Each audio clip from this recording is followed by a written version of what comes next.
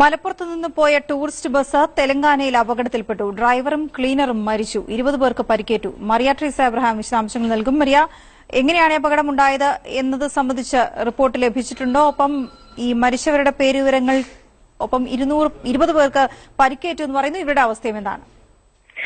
വീണ, മലപ്പുറത്തെ അൽഷിഫ കോളേജിൽ നിന്നും വിനോദയാത്രയ്ക്ക് പോയ ബസ്സാണ് അപകടത്തിൽപ്പെട്ടിട്ടുള്ളത്. ഇതിൽ മരിച്ചത് ഡ്രൈവർ ജാവേദ്, ക്ലീനർ അദീബ് എന്നിവരാണ്. ഇത് തെലങ്കാനയിലെ മെഹബൂബ് നഗർ ജില്ലയിലെ മാകാരത്ത് ഹൈദരാബാദ് ദേശീയപാതയിൽ വെച്ചാണ് അപകടമുണ്ടായിട്ടുള്ളത്. 20 പേർക്കാണ് പരിക്കേറ്റിരിക്കുന്നത്. ഇതിലേറെയും വിദ്യാർത്ഥികളാണ്. എന്നാൽ ആരുടെയും നില ഗുരുതരമല്ല. രാവിലെയോടുകൂടിയാണ് അപകടം നടന്നത്. എതിരെ വന്ന ഒരു വാഹനവുമായി കൂട്ടിയിടിച്ചാണ് അപകടമുണ്ടായത്. ബസിന്റെ മുൻഭാഗം പൂർണ്ണമായും തകർന്നിട്ടുണ്ട്.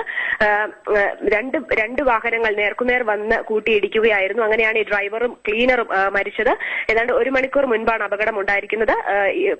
വിദ്യാർത്ഥികളുടെ നില ഒന്നും തന്നെ ഗുരുതരമല്ല. ഡ്രൈവറും ക്ലീനറുമാണിപ്പോൾ മരണപ്പെട്ടതായി വിവരം ലഭിച്ചിരിക്കുന്നത്.